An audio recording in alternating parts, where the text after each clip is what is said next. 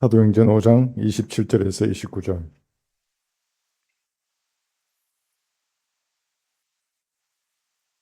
그들을 데리고 와서 공회 앞에 세워놓고 대제사장이 물어 말하기를 이 이름으로 가르치지 말라고 너희에게 엄하게 명령하지 아니하였느냐. 그런데 보라, 너희가 예루살렘을 너희의 교리로 가득 채워서 이 사람의 피를 우리에게 돌리려 하는도다 라고 하더라. 여기 이 사람은 예수님입니다. 그때 베드로와 사도들이 대답하여 말하기를 사람보다 하나님께 순종하는 것이 마땅하도다. 지금 대중 앞에서 이렇게 말하는 거예요. 그 살기등등한 공회 앞에서. 그래서 오늘 베드로가 준 설교 제목이에요. 사람보다 하나님께 순종하는 것이 마땅하도다. 이 제목으로 말씀을 전하겠습니다. 사람이 무엇에 순종하는가? 이것에 따라서 그가 어떤 사람인지를 나타내는 척도를 보는 것입니다. 무엇에 순종하는가, 이것이 자기가 어떤 사람인가 이것을 나타내는 것입니다. 순종과 복종은 따라간다는 의미에서는 같은 말입니다. 다만 순종은 순순히 고분고분하게 온순하게 따른다는 의미이고 복종은 무조건적으로 따른다는 의미입니다. 집에서 키우는 강아지나 고양이는 먹이를 주는 사람 앞에 순종합니다. 야생에서 생존하던 사자나 호랑이를 잡아서 훈련시킬 때에도 먹이를 이용해서 결국은 조련사에게 순종하게 만듭니다. 이 먹는 것, 먹이가 순종의 이유가 아닌 예외적인 상황도 있습니다. 1958년 미국의 해리 할로우라는 박사는 사랑의 본질에 대해서 원숭이 실험을 했습니다. 갓 태어난 새끼 원숭이를 어미와 떨어지게 한 다음에 두 가지 원숭이 모형을 만들어 놓고 선택하도록 했습니다. 하나는 철사로 만든 원숭이 모형이었는데 먹이를 걸어 두었습니다. 그러니까 그 철사로 만든 원숭이를 어미처럼 알고 먹이를 먹게 했던 것입니다. 철사를 붙잡았기 때문에 차갑고 까칠했지만 그 원숭이는 아마 배가 불렀을 것입니다. 하나는 먹이는 없지만 부드러운 천으로 만든 원숭이 모형을 걸어 두었습니다. 포근했지만 먹이는 없었습니다. 만약 먹는 것이 전부였다면 새끼 원숭이는 당연히 먹이를 주는 그 철사로 만든 원숭이를 엄마처럼 껴안았을 것입니다. 그러나 원숭이는 철사로 만든 원숭이에게 매달린 먹이를 먹은 다음에 하루 종일 부드러운 천으로 만든 그 원숭이 모형을 엄마처럼 껴안고 있었습니다. 한낱 원숭이도 빵으로만 사는 것이 아닌 것입니다. 그 다음 실험에서는 부드러운 천으로 만든 원숭이를 괴물로 만들었습니다. 실험을 잔인하게 진행을 했습니다. 그 부드러운 천으로 만든 원숭이에게서 갑자기 굉장한 소음이 나도록 만들어서 새끼 원숭이를 깜짝 놀라게 만들었습니다. 때론 강력한 진동을 울리게 하여서 온몸이 울리게 만들었습니다.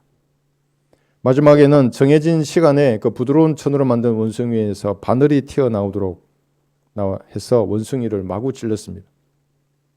이제 이쯤 되면 먹이를 주는 철사 원숭이에게 붙어 있을 법한데 새끼 원숭이는 바늘에 찔려서 이렇게 고통을 느끼면 떨어졌다가 바늘이 사라지면 다시 부드러운 천으로 만든 원숭이를 품에 꼭 안고 있었습니다. 새끼 원숭이는 바늘에 찔린 곳이 감염이 되어서 죽어가는 순간까지 부드러운 천으로 만든 원숭이를 꼭 껴안고 있었습니다. 한낱 원숭이도 빵으로만 사는 것이 아닙니다. 사람도 무엇을 먹거나 무엇을 마시거나 무엇을 입는 것만으로 살 수 없습니다. 하나님께서는 세상을 이처럼 사랑하셔서 자신의 몸을 생명의 빵으로 쪼개시어 친히 죄인들에게 나누어 주셨습니다. 그리고 나는 그 생명의 빵이라고 말씀하셨습니다. 예수님의 피는 하나님의 피였기 때문에 그 피는 참된 음료라고 말씀하셨습니다. 때가 되면 죽어서 흙으로 돌아가는 그 사람이 어떻게 하면 생명의 빵을 먹고 어떻게 하면 참된 음료를 마셔서 영원한 생명을 얻을 수 있는 것입니까? 목사나 신부가 축사하면 눈에 보인 빵과 포도주가 진짜 예수님의 살과 피로 변한다는 것은 마귀의 주장입니다. 예수님께서 빵이나 포도주로 재림한다고 믿는 사람들은 원숭이보다도 못한 지성을 가진 사람들입니다. 원숭이의 IQ는 평균 70에서 90인데 사람의 IQ는 평균 100입니다. 비슷해 보이지만 사람과 짐승을 구분하는 경계이기도 합니다.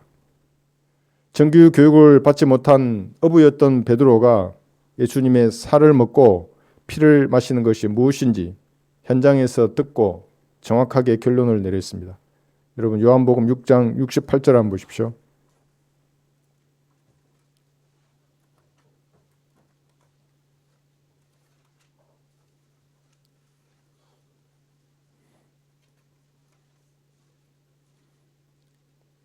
요한복음 6장 68절에서 69절. 그때 시몬 베드로가 대답하기를 주여 우리가 누구에게로 가오리까? 주님께는 영생의 말씀들이 있나이다. 그러니까 눈에 보이는 빵이나 포도주가 아니라 기록된 말씀이 영이요 생명인 겁니다. 사람은 이 말씀으로 살아야만 원숭이의 수준에서 벗어날 수 있는 것입니다. 그렇지 못하면 원숭이와 함께 동물원에서 놀아나는 사람일 뿐입니다. 생긴 건 사람인데 원숭이하고 똑같은 것입니다. 서로 자상하게 털도 벗겨주고 벌레도 잡아주면서 먹고 마시고 번식하며 살다가 기분 나쁘면 서로 싸우는 원숭이입니다. 그러나 그리스도인은 기록된 말씀으로 자신의 생각을 바꾸고 말씀으로 마음을 매일 성찰해서 자신의 행동을 교정해야 하는 것입니다. 습관적으로 저지르던 그 죄가 있으면 양심이 말하잖아요. 버리라고. 그럼 버려야 하는 것입니다. 그렇게 하지 못하면 구원을 받았지만 원숭이와 다를 것이 거의 없을 것입니다. 예수님의 살과 피를 육신적인 살과 피로 먹고 마시는 이 사람들은 아무도 휴구되지 못하고 대환란에 남아서 실제적인 유대인의 살과 피를 마시게 될 겁니다. 그러니까 영적인 것은 실제적으로 믿고 나중에 그랬기 때문에 진짜로 그 살과 피를 마시게 될 것입니다.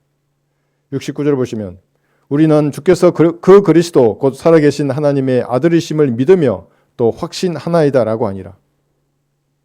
그러니까 말씀을 믿으며 확신하는 것은 예수님의 살과 피를 먹고 마시는 것과 같은 것입니다.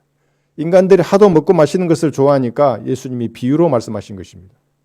네가 먹고 마셔야 된다. 내 살과 내 피를. 어떻게? 믿고 확신하는 겁니다. 말씀은. 이것은 은혜의 복음을 듣고 믿는 것이며 구원받은 이후에도 필요한 한 끼의 음식보다 하나님의 말씀을 더 소중한 영의 양식으로 먹는 것입니다. 세상은 거대한 거짓의 바다가 진리의 등대를 삼키기 일보 직전의 안타까운 상황입니다. 그럴수록 그리스도인은 주께서 자신의 살과 피를 주셨던 그 사랑을 마음에 깊이 되새겨야 합니다. 어떻게 되새기는가? 그냥 속으로 흥얼흥얼 하는 것이 아니라 진지하게 예수님을 구주로 믿었던 그때와 상황을 한번 점검해 보고 과연 내가 어떻게 예수님을 구주로 믿었던가? 지옥에 갈 수밖에 없는 나 같은 벌레 같은 사람을 위해서 예수님 왜 그런 고난을 당하셔야 됐던가를 그것을 믿었던 그때의 상황을 점검해 보고 남은 인생을 하나님의 말씀에 따라 주님께 순종하며 살겠는가 이렇게 자문해 보아야 하는 것입니다. 물어보고 스스로 답을 내려야 합니다. 여호수아 24장 15절 한번 보십시오.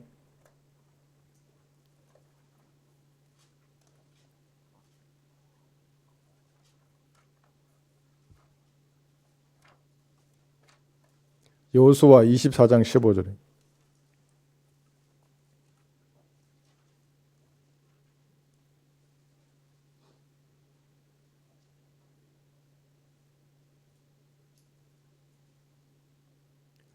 만일 주를 섬기는 것이 너희에게 악하게 보이거든 하수 건너편에서 너희 조상이 섬기던 신들이거나 너희가 거하는 땅에 아모리인의 신들이든 간에 너희가 섬길 자를 오늘날 너희가 택하라.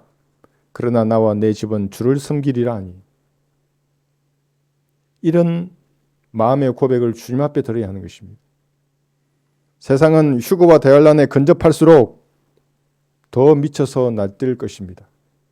여기 신들로 불리던 마귀들이 지구의 모든 영역을 완전히 장악할 것입니다. 그리스도인들이 보기에는 이 세상이 완전히 미쳤구나. 이거밖에 없습니다. 강교한 마귀의 세력들은 그리스도인이 성경대로 주님을 섬기지 못하도록 이 세상의 제도와 문화를 바꾸고 법률과 또 살아가는 모든 삶의 환경들을 하나씩 다 변경할 것입니다. 이것은 마치 먹이를 주는 그 철사로 된 원숭이를 깨안도록 만드는 것과 같은 것입니다. 이것은 먹이를 주는 철사로 된 그 원숭이를 강제로 사랑하게 만드는 것과 같은 것입니다. 나보고 이재명을 사랑하라 그러면 나는 이 땅에 살지 않을 거예요. 하나님 앞에 데려가달라고 말씀드리지. 사람을 원숭이보다 못한 존재로 만드는 것입니다. 그러나 그런 세상이 오더라도 나와 내 집은 주를 섬기리라 이렇게 고백하는 사람이 그리스도인들입니다. 성경을 하나님의 말씀으로 믿는 그리스도인인 것입니다. 입술로 말하는 립서비스가 아니라 마음에 가득 찬 그 순종의 마음을 주님께 아뢰고 고백해야 하는 것입니다. 이런 사람이 한 명만 있더라도 대한민국은 멸망하지 않을 것입니다. 왜 이런 고백을 주께 드리는 것입니까? 한번 들어보십시오. 여인이 자기의 젖 먹는 아이를 잊을 수 있겠으며 자기 태에서 난 아들에게 동정하지 않겠느냐. 정녕 그들은 잊을지라도 나는 너를 잊지 아니할 것이라. 시편 49편 15절의 말씀입니다. 그러니까 그리스도인들은 갈보리 십자가에서 나타내셨던 과거의 사랑뿐만이 아니라 지상 삶을 사는 동안에도 자신을 돌봐주시는 주님의 자애하심을 알기 때문입니다. 그래서 상황이 어떻게 조성되더라도 주님 곁에서 떨어지지 않고 주님을 섬기겠다고 다짐을 하는 것입니다. 먹이를 아무리 많이 주어도 반성경적인 그런 까칠한 것에는 동참하지 않는 것입니다. 주께서 허락하시는 것으로 먹고 마시고 조성되는 환경 가운데서 최선을 다해 주님을 섬기는 것입니다. 그러다가 주께서 부르시면 하늘나라로 가는 것입니다. 죄 많은 이 세상에 한 점의 미련도 가지지 않습니다. 그것을 그리스도인이라고 하는 것입니다. 세상 권세자가 여러분의 성경적 믿음과 섬김을 방해하면 어떻게 하는 것입니까? 믿음을 포기하고 그들에게 복종해야 하는 것입니까? 결코 그럴 수 없습니다. 일반적인 법률과 사회적 규범은 당연히 준수해야 합니다. 그런 의미에서 성경은 권세자들에게 복종하라고 말하는 것입니다. 로마서 13장 1절입니다. 그러나 라우디케아 교회 시대에 이 시대는 시민의 권리가 헌법으로 보장되기 때문에 대통령도 헌법을 준수해야 되고 장관이나 여당의 대표도 야당의 대표도 헌법을 준수해야 합니다. 이번에 윤 대통령이 발령한 계엄령은 헌법으로 명시된 대통령의 합법적인 권한입니다. 아무런 잘못이 없습니다. 군인들도 민간인에게 총기를 사용하지 않았지 않습니까? 그 공포탄 들고 왔잖아요. 총기 실탄을 장전하지 않았다고요. 자기 탄창에. 저 뒤에 따로 보관해 두었지. 내란죄는 국가행정부의 기능을 마비시키고 이재명 한 사람의 죄를 덮으려고 검사를 탄핵하고 22번이나 탄핵을 시도했던 민주당이 내란죄를 범한 당입니다. 없어져야 하는 당입니다. 미치광이 네로 황제가 통치하던 때에는 네로가 오늘날의 헌법과 같은 권위를 가졌습니다. 그래서 사도 바울은 기꺼이 네로 앞에 자기 목을 내어놓았습니다. 살려달라고 비굴해지지도 않았고 주님 앞에 더 살게 해달라고 때를 쓰지도 않았습니다. 사도 바울은 간증을 유지한 채로 자신이 살아가는 동안 그렇게 고대하였던 셋째 하늘로 갔습니다. 바빌론의 느부갓네살 왕이 통치하던 시대에는 그 사람이 오늘날의 헌법과 같은 권위를 가졌습니다. 네로나 느부갓네살 왕이나 하나님의 세운 권세자들이었습니다. 느부갓네살을 주님께서는 내 종이라고 말씀하셨습니다. 들어보십시오. 그들에게 말하라. 만군의 주 이스라엘의 하나님이 이같이 말하노라. 보라, 내가 보내어 내 종 바빌론의 느부갓네살 왕을 데려다가 내가 감춘 이 돌들 위에 그의 보좌를 세우리니 그가 그것들 위에 왕의 큰 장막을 펼치리라. 예레미야 43장 10절의 말씀입니다. 그러니까 적그리스도를 예표하는 자도 주께서 허용하셨습니다. 김일성 여기 3부자 이들도 주께서 허락하셨고 히틀러, 스탈린, 모택동의 통치를 허용하신 분이 주 하나님이십니다. 그런데 이재명을 이 나라의 대통령으로 세우지 못할 이유가 어디에 있습니까? 김정은을 통일 한반도의 주석으로 세우지 못할 이유도 없는 것입니다. 어느 민족이나 죄의 잔이 차면 세상을 통치하는 마귀가 합법적으로 치리하는 권세를 가질 것입니다. 그 다음에 대량 학살이나 전쟁이 일어나는 것입니다. 이것은 하나님의 직접적인 뜻은 아니지만 허용하시는 뜻입니다. 죄의 잔이 찼기 때문에. 지옥은 죽은 다음에 죄에 대한 심판입니다. 독재자들의 등장과 이어지는 전쟁은 살아서 맛보는 죄에 대한 심판인 것입니다. 중세 로마 카톨릭이 세상의 권력을 잡았을 때는 그들의 교회가 오늘날의 헌법과 같은 권위를 가졌습니다. 대략 40만에서 60만 명의 사람들이 종교 재판으로 죽었습니다. 그 당시에 순교로 자신의 믿음을 증명했던 선진들은 이 세상의 법률을 잘 지켰고 권세자들에게 복종했습니다. 다만 그리스도인이 가진 양심을 더럽히면서까지 살기를 원하지 않았기 때문에 기꺼이 순교를 선택했습니다. 비굴하게 자신의 믿음을 타협하지 않았습니다. 어떤 사람은 유아 세례를 받은 다음에 성경적 복음을 듣고 다시 침례를 받았습니다.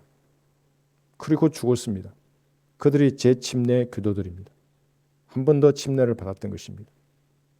구원과 상관이 없는데도 그냥 물침례, 그 모형인데, 간정인데 그래도 그들은 성경대로 침례를 받았고 죽었습니다.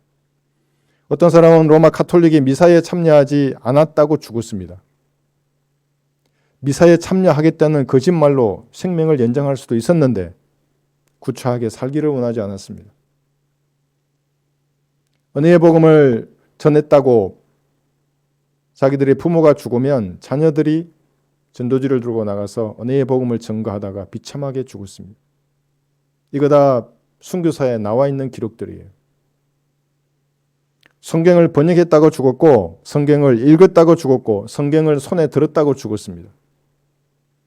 신부가 축사하는 빵과 포도주는 진짜 예수님의 살과 피가 아니라 단지 기념하는 것이라고. 그것은 그 말 한마디로 온 가족이 죽은 사람도 있습니다. 그리스도인이 세상 권세에 항거하는 가장 적극적인 자기 표현은 순교입니다. 내 목을 내놓는 겁니다. 억압과 박해에도 불구하고 믿음을 타협하지 않는 것입니다. 거리로 나가 시위를 하는 것도 아니고 폭력을 사용하는 것도 아닙니다.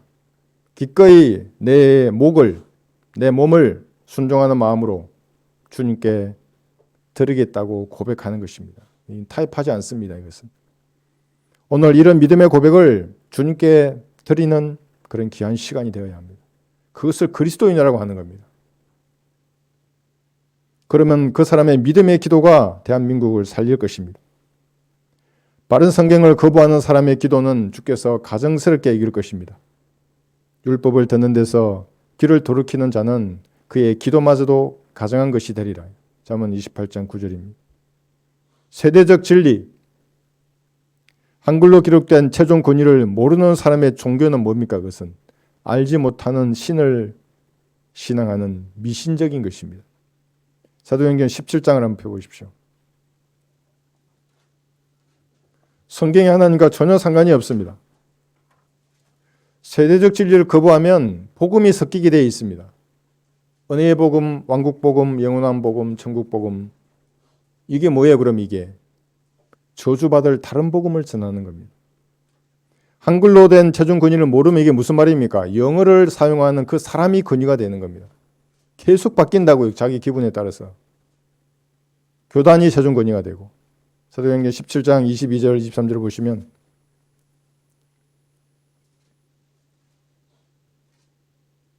그러므로 바울이 마르스 언덕 한가운데 서서 말하기를 아테네 사람들이여 내가 보니 너희는 매사에 너무나 미신적이니라. 대한민국의 교인들이여 내가 보니 너희는 매사에 너무나 미신적이니라. 교회마다 십자가는 붙여놓고 아름답게 꾸민 사람들이 웅장한 건물에서 하나님을 찬양한다는데 정작 성경대로 은혜의 복음을 전파하는 교회는 눈을 씻게 보아도 찾아보기 어렵습니다. 근데 괴상한 신천지 교인들이 나와서 변기된 성경을 가지고 이상한 말도 안 되는 소리를 한다고요. 신천지뿐만이 아니에요. 그런 사이비 말고도 이단이 기독교계를 장악한 시대가 된 것입니다. 교단, 교제권, 이들은 서로 자기 밥그릇을 챙겨서 자기 배를 채우려고 싸우면서도 입으로는 하나님을 부르짖습니다. 심지어 방언으로 하나님을 모독하는 자들이 기독교계의 대다수를 이루고 있습니다. 주님께서 언제까지 이런 자들을 참으셔야 하는 것입니까? 23절 사도행전 17장에 보시면 지나다니다가 너희가 섬기는 대상을 보았는데 알지 못하는 신에게라고 새겨놓은 제단도 있었노라. 그러므로 너희가 알지 못하면서 섬기는 그 대상을 너희에게 알게 하리라. 한국 킹 제임스 성경을 올바로 나누어 공부하지 않는 사람들은 그 알지 못하는 신이라는 가증스러운 제단을 결코 허물 수 없을 것입니다. 사람마다 그 제단을 가지고 있다고요. 알지 못하는 신이에요, 그 사람은. 복음을 섞어버렸는데 어떻게 진리를 알 수 있습니까? 왕국을 섞어버렸는데 진리의 말씀을 올바로 나누어 공부했다면 그 믿음을 행위로 드러내야 하는 것입니다. 최소한 경배에 참석하고 모이기를 힘써야 합니다. 그런 행위가 그의 믿음입니다. 교교의 지도자들, 목사들은 예전이나 지금이나 성경대로 하나님께 영광을 돌리는 그런 사역에는 극도로 분노합니다. 왜 분노하는 것입니까? 마귀의 시들이기 때문에 그런 것입니다. 사도행전 4장 여기 보십시오. 17절. 어떤 사람이 혼이 구원받으면 기쁘지 않아요, 여러분들은? 그런데 이 자들은 그게 구원 교리가 아니라고 믿기 때문에 구령해도 기쁘지 않아요, 그 사람들은. 교회에 헌금이 늘거나 사람이 많아져야 기뻐하지. 마귀의 씨라서 그런 것입니다. 사도행전 4장 17절에서 21절 보시죠. 그러나 더 이상 백성 가운데 확산되지 못하게 그들을 엄히 위협하여 이후로는 아무에게도 이 이름으로 말하지 못하게 하자 하고 그들을 불러서 명령하기를 절대로 예수의 이름으로 말하지도 말고 가르치지도 말라고 하더라. 그러나 베드로와 요한이 그들에게 대답하여 말하기를 하나님 앞에서 너희에게 경청하는 것이 하나님께 경청하는 것보다 더 옳은 일인지 판단하라. 우리는 보고 들은 일들을 말하지 아니할 수 없노라고 하더라. 그러나 그들은 백성 때문에 사도들을 처벌할 방도를 찾지 못하여 한 번 더 위협한 후에 그들을 놓아주었으니 이는 모든 사람들이 그 일어난 일로 인하여 하나님께 영광을 돌리기 때문이라. 종교 지도자들은 늘 성경적 실행을 통해서 하나님께 영광을 돌리면 이단으로 낙인을 찍고 범죄자로 취급하면서 극도로 분노하였습니다. 진리의 지식을 가르치지 못하게 위협하고 하나님의 교리를 마귀의 교리와 섞어버리는 것입니다. 그래서 우리가 진리의 지식을 강단을 통해서 선포하면 구령하는 것을 그들도 흉내를 내고 간정도 흉내를 내고 은혜의 복음도 흉내를 내고 그러면서 자기들이 하나님의 피로 사신 교회인 척하는 것입니다. 마귀는 참으로 모방의 규제입니다. 제가 전도지를 보고 읽어보면 흉내를 많이 냈어요. 그런데 항상 핵심을 벗어나는 겁니다. 갈보리의 피로 저가 용서된 사실을 믿도록 만들어야 되는데 없어요, 그런 것이. 진리가 폭로되지 못하도록 이 진리를 희석하고 변질시키고 왜곡하는 세력이 제사장 그룹에 있는 목사들이며 교단과 교제권의 줄로 엮여 있는 사람들입니다. 그래서 그것을 기독교계라고 하는 겁니다. 썩은 제사장들은 초림 당시에 종교계를 가득 채우고 있습니다. 그들이 예수님을 십자가에 못 박아 죽인 자들입니다. 마가복음 15장 9절 한번 보십시오. 마가복음 15장 9절.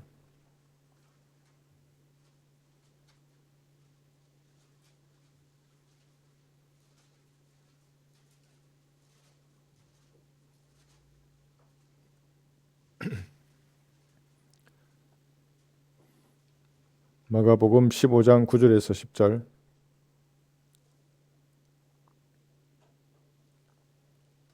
그러나 빌라도가 그들에게 대답하여 말하기를 내가 너희에게 유대인의 왕을 놓아주기를 원하느냐고 하니, 잘 보십시오. 이는 그가 선임 제사장들이 시기로 인하여 주를 넘겨준 것을 알았기 때문이라.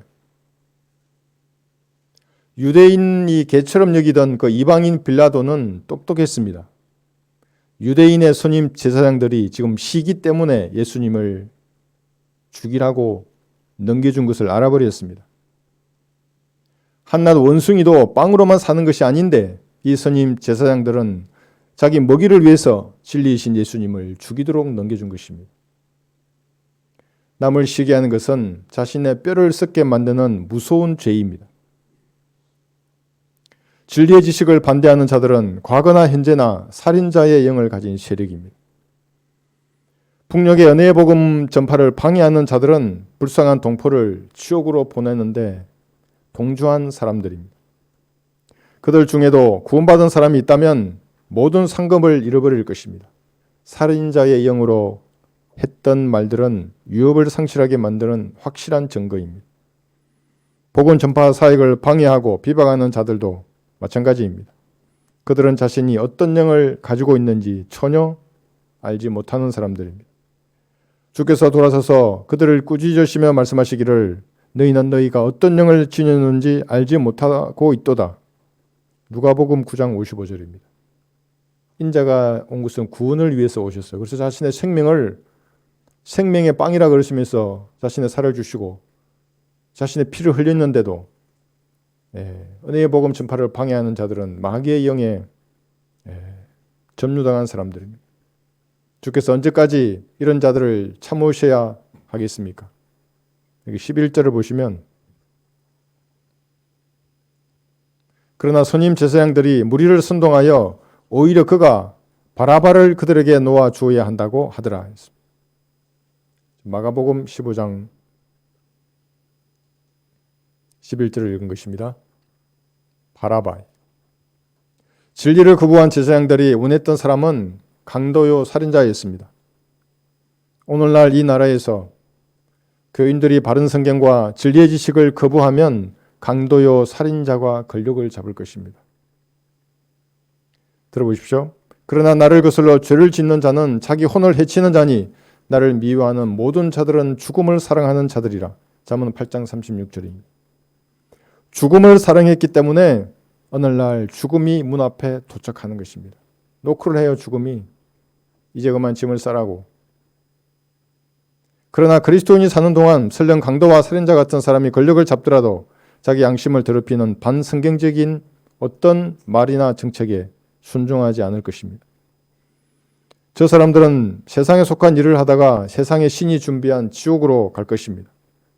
그러나 그리스도인들은 하나님께서 맡기신 사명을 감당하다가 주님께서 예비한 곳으로 가는 것입니다. 평안한 삶을 준다고 해서 먹이를 주는 세상을 따라간다면 원숭이보다 못한 결정을 하는 것입니다. 주께서 베풀어 주신 사랑으로 여러분의 마음을 가득 채우고 강도와 살인자가 이 나라의 권력을 장악하지 못하도록 기도해야 하는 것입니다. 나라의 흥망성쇠는 성경적 믿음으로 기도하는 한 사람에게 달려 있습니다. 에스겔 22장 한번 보십시오.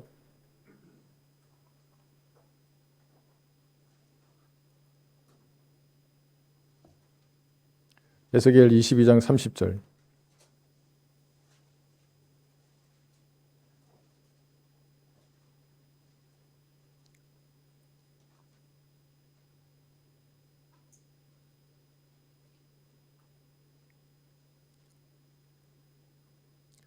내가 그들 가운데서 한 사람을 찾으려 했으니 그 사람은 장백을 쌓아 그 땅을 위하여 내 앞에서 갈라진 틈에 서서 나로 그 성읍을 멸하지 못하게 할 사람이라. 그러나 나는 아무도 찾지 못하였노라. 이 거대한 물길이지 않습니까? 이것이 마귀가 온 지구를 장악해서 몰고 가는 것입니다. 대한민국이 부정선거와 여론몰이를 통해서 대통령이 바뀌고 국회의원이 바뀌어서 여러 명의 바라바들이 정권을 잡았어요. 그들이 등장한다면 주께서 찾으시는 한 사람이 없기 때문에 그런 것입니다. 문제는 그러니까 외부의 현상이 아니라 그리스도인의 믿음입니다. 주님께 자신의 몸을 들여서 헌신하지 않고 마음을 다해서 주님을 섬기지 않는 비겁함 때문에 그런 것입니다. 세상과 주님 사이에 항상 양다리를 그친다고 이 사람들. 하나님께서 언제까지 그들을 참으셔야 하는 것입니까? 갈라디아서 1장 10절을 보십시오.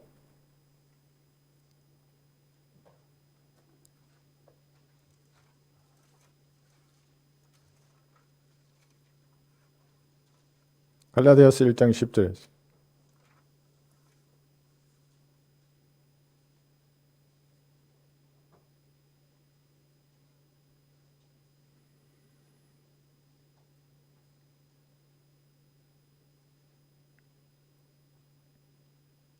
내가 이제 사람들에게 호감을 사랴 아니면 하나님께 사랴 아니면 내가 사람들을 기쁘게 하려고 하겠느냐 내가 아직도 사람들을 기쁘게 하려고 한다면 나는 그리스도의 종이 아니니라. 여러분 직장에서 진리의 지식을 말할 수 있겠습니까? 친구들 앞에 친지들 앞에 난 그리스도인이 되었다고 난 지옥에 가야 마땅한 사람인데 예수님께서 내 죄를 용서해 주셨다고 갈보리의 피로 난 이제 그리스도인으로 산다고 내 육신은 저기 십자가에 못 박혀 있다고. 예. 누구에게 호감을 살아야 물었어요. 스스로에게도 물어봐야 하는 겁니다. 내가 누구 눈치를 보고 세상을 살아야 하는 것입니까? 성경적인 믿음을 가졌다면 사람의 눈치를 보지 않아야 하는 것입니다. 세상에 주는 그 인정, 명예, 부귀, 영화도 추구하지 않습니다. 그리스도인들. 이런 것들은 잠시 후에 사라져버릴 하찮은 것들입니다.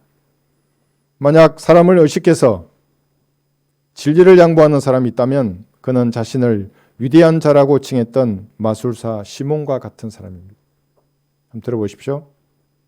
거기에 시몬이라는 사람이 있었는데 전부터 그 성읍에서 마술을 행하여 사마리아 사람들을 매혹시켜 자신을 위대한 자라 칭하니 사도행전 8장 9절의 말씀입니다. 사람들을 매혹시킨다고요. 좋은 말을 해서 그들에게 동조한다고요. 그래 맞아. 죽음이 문 앞에 오기 전에 세상으로부터 받은 것은 아무것도 가져갈 수 없다는 이 진리를 깨달아야 하는 것입니다. 이것을 깨닫지 못하면 멸망하는 짐승과 같습니다. 그의 믿음은 아무런 힘을 발휘하지 못하는 것입니다. 모양은 좋죠. 미사하고는 얼마나 좋아요. 거룩하시고 전능하시고 하나님 아버지를 찬양합니다. 근데 이것을 깨닫지 못했는데 시편 49편 한번 보십시오.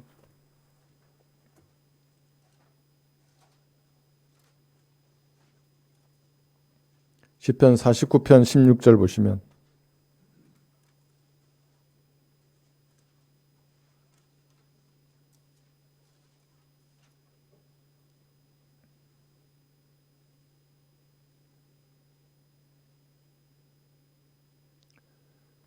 누군가가 부해지고 그 집에 영화가 커질 때 너는 두려워 말라. 이는 그가 죽으면 아무것도 가져갈 수 없기 때문이니 그의 영화가 그 사람을 따라 내려가지 못하리라. 구약의 성도는 땅속에 있는 아브라함의 품에 맨몸으로 내려갔습니다. 세상의 부귀 영화 중에 단 하나도 가져갈 수 없었습니다.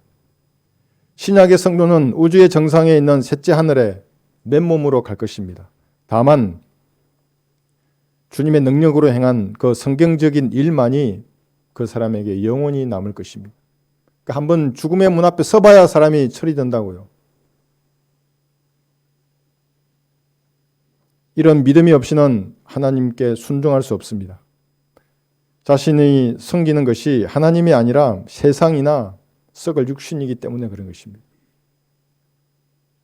18절을 보시면 그가 살아있을 동안에 자기 혼을 축복하였고 내가 내 자신에게 잘 행하여 사람들이 너를 칭찬할지라도 그가 자기 열조에게로 가리니 그들이 결코 빛을 보지 못하리라.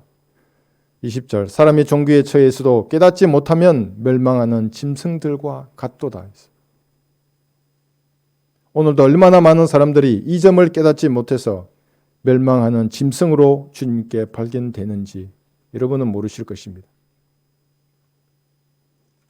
이런 사람의 기도를 주께서 얼마나 참으셔야 하겠습니까? 구약에 아모스 선지자가 있었습니다. BC 700년대에 예언을 했습니다. 호세아 선지자 여러분 아시죠? 같은 시대의 선지자였습니다. 아모스 선지자의 뜻은 아모스 짐을 지우다입니다. 그의 예언의 말씀을 듣는 사람들은 늘 부담을 가졌습니다. 그게 짐이 되었던 것입니다. 오늘 제 설교를 듣고 하나님을 위해서 무엇인가 해야 한다. 내가 주님 앞으로 가까이 다가서야 한다는 그런 부담이 없다면 저는 설교를 잘못하는 것입니다. 아니면 여러분들이 다른 것을 섬기는 것입니다. 여러분이 전파하는 하나님의 말씀으로 누군가 부담을 느껴서 구원을 받아야 하는 것입니다. 여러분이 전파하는 하나님의 말씀으로 누군가가 죽게로 돌아서야 하는 것입니다. 아무 일도 일어나지 않는다면 무엇인가 잘못된 것입니다. 제사장 아마사는 아모스가 왕을 대적하여 음모를 꾸미고 땅이 그의 모든 말들을 견딜 수 없다고 이렇게 보고를 했습니다. 아모스 7장을 한번 보십시오.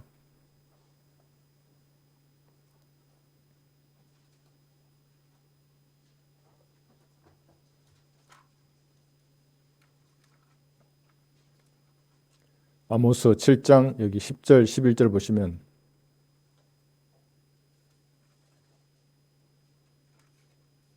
아모스 7장 10절입니다.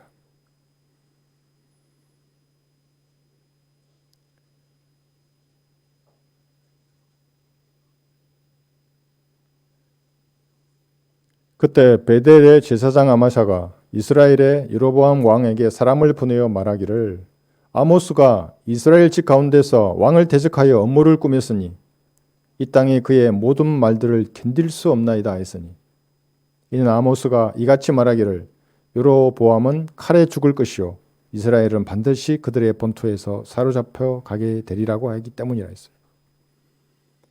아모스는 이름에도 불구하고 주께서 말씀하시는 그대로를 제사장 아마사에게 전파했습니다.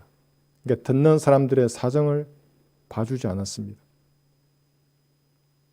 앞으로 인류 역사 가운데 일어날 대환란을 한번 말해보십시오. 사람들 앞에.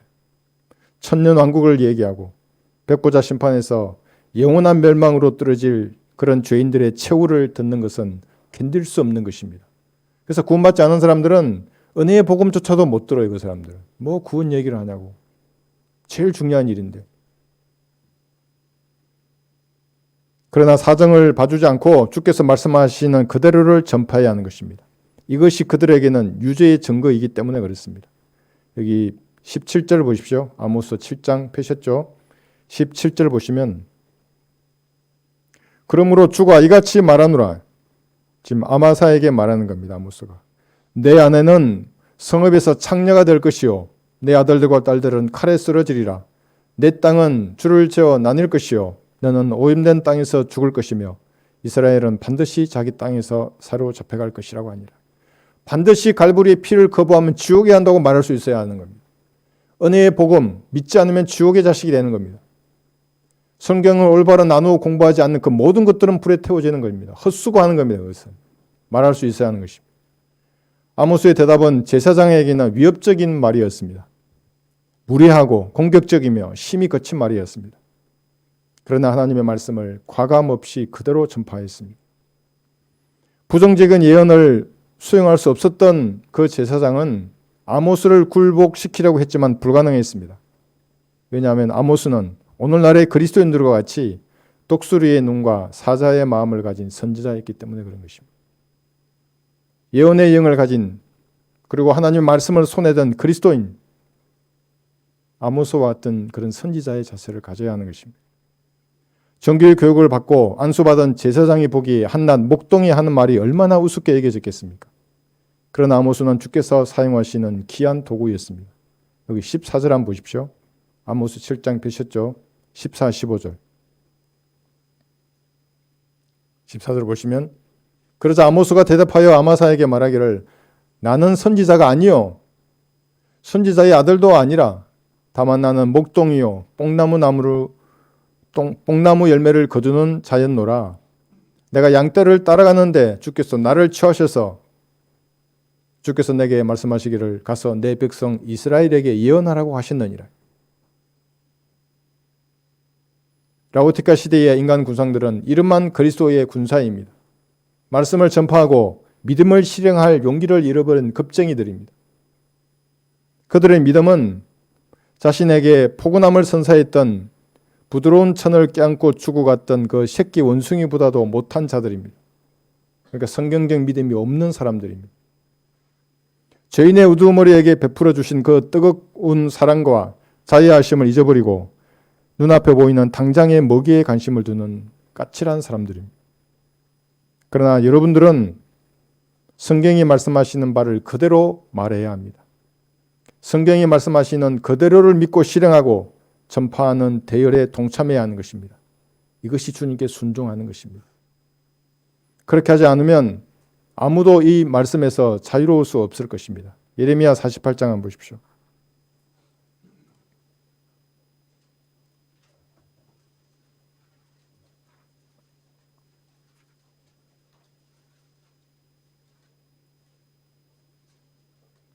예레미야 48장 10절의 말씀입니다.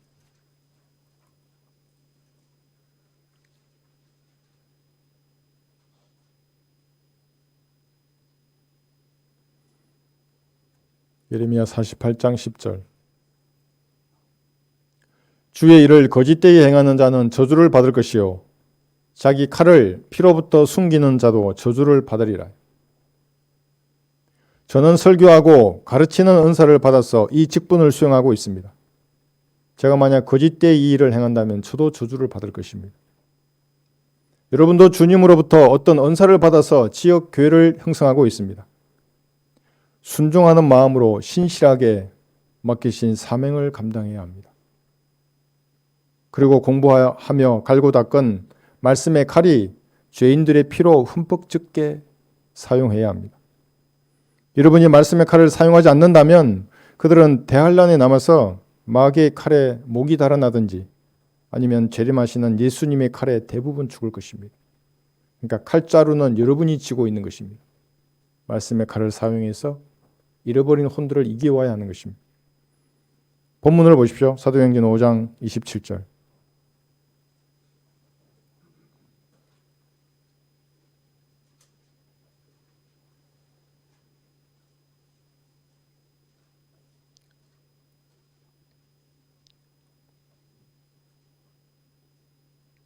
사도행전 5장 27, 29절. 그들을 데리고 와서 공회 앞에 세워놓고 대제사장이 물어 말하기를 이 이름으로 가르치지 말라고 너희에게 엄하게 명령하지 아니하였느냐? 그런데 보라 너희가 예루살렘을 너희의 교리로 가득 채워서 이 사람의 피를 우리에게 돌리려 하는도다 라고 하더라. 이 교기를 점령한 마귀의 세력들은 하나님의 교리를 너희의 교리라고 말하는 겁니다. 바울의 교리라고 비난하는 것입니다. 나사렛 이단의 두목을 따르는 자라고 예로부터 그렇게 비판해 왔습니다. 그러면서도 예수님의 피값이 자신들에게 돌아올 것을 겁내는 자들입니다. 누구든지 예수님의 피로 다 이뤄놓으신 은혜의 복음을 막는 자는 그 피값을 반드시 받을 것입니다. 땅에서 받든지 그리스도의 심판석에서 받든지 백보자 심판에서 받든지 이 땅에서 더 빨리 지옥으로 가든지 조금 늦게 지옥으로 갈 것입니다. 조금 덜 뜨거운 지옥에 가든지 조금 더 뜨거운 지옥에 갈 것입니다. 시간은 언제나 하나님 편입니다. 그리스도인은 이 땅의 권세를 잡은 사람이 자유민주주의 체제를 수호하는 사람이 되기를 기도해야 합니다. 왜 그렇게 기도하는 것입니까? 은혜의 복음을 자유롭게 전파하기 위해서 그렇습니다. 기도의 능력이 있으려면 먼저 각자를 되돌아보고 주께서 찾으시는 성경적 믿음을 과연 내가 가졌는가를 스스로를 성찰해야 하는 것입니다. 눈에 보이는 먹이에 걸려서 철사로 만든 세상을 껴안고 있다면 오늘 깨끗이 정리하고 포근한 주님의 품으로 돌아가야 하는 것입니다. 그리고 베드로처럼 마음에 가득 찬 것을 입으로 여기 29절처럼 이렇게 고백해야 합니다. 그때 베드로와 사도들이 대답하여 말하기를 사람보다 하나님께 순종하는 것이 마땅하도다. 십자가 예전에 베드로의 입은 예수님도 맞지 못할 정도로 말과 행동이 먼저 나왔습니다. 항상 문제를 일으켰어요. 그러나 십자가 이후에 베드로의 입은 마귀도 막지 못할 정도로 성경적인 믿음을 표명했던 것입니다. 여러분도 이런 귀한 믿음을 간직하는 그런 성도가 되시고 주님께서 찾으시는 그 한 사람이 되시기를 바랍니다. 다 같이 기도하시겠습니다. 그런 말씀을 들으면서 무엇인가 여러분 깨달은 것이 있습니까? 아니면 감동을 주신 것이 있습니까? 주님 앞에 고백해야 합니다. 나는 하나님께 순종하며 살겠노라. 여러분 인생은 안개와 같은 것입니다. 어느 날 죽음이 문 앞에 놓고 할 것입니다. 그때 주님 앞에 무엇을 드릴 것입니까? 여러분 육신대로 살았던 그 삶을 드릴 겁니까? 주님 앞에 하나님 앞에 순종했던 그 열매를 내놓아야 하는 것입니다. 모든 철사처럼 까칠한 것들, 반성경적이고 육신적인 것들은 이번 기도할 때 다 쓸어내시고 참신한 마음으로 주님을 섬기겠다고 그렇게 고백하는 귀한 기도 시간이 되시기 바랍니다.